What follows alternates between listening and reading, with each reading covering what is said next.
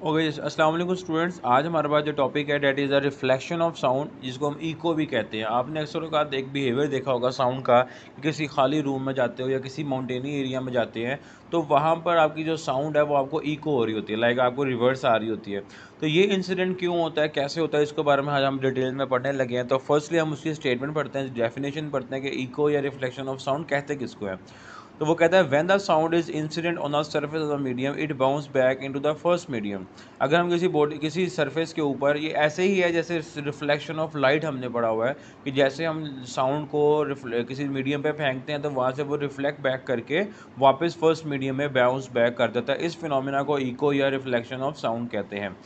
अब थोड़ी सी इसकी जो ब्रीफली इसको डिस्कस कर लेते हैं। कहता है the sensation of the sound persist in our brain is about 0.1 second, कि तकरीबन 0.1 सेकेंड, 1 सेकेंड का 10वां हिस्सा हमें लगता है ये साउंड को हमारे दिमाग तक पहुंचने का।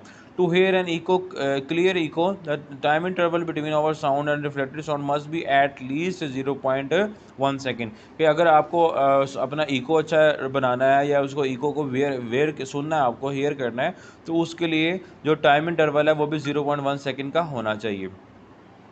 If we consider speed of sound is to be 340 metre पर second at a normal temperature in air. आपको पता है हमारे पास जो स्पीड ऑफ साउंड होती है वो 340 मीटर पर सेकेंड होती है। अगर नॉर्मल टेम्परेचर पे इतनी है तो we will hear the echo after 0.1 second. ये एक्चुअली बताना क्या चाह रहा है कि अगर एक नॉर्मल कंडीशन में इको अगर 0.1 सेकेंड हो तो आपको कितना डिस्टेंस रिक्वायर्ड है बॉडी को, कि कम से कम आपका आपका डिस्टेंस कितना फासला होना चाहिए ताकि आपको परफेक्ट इको मिलेगा।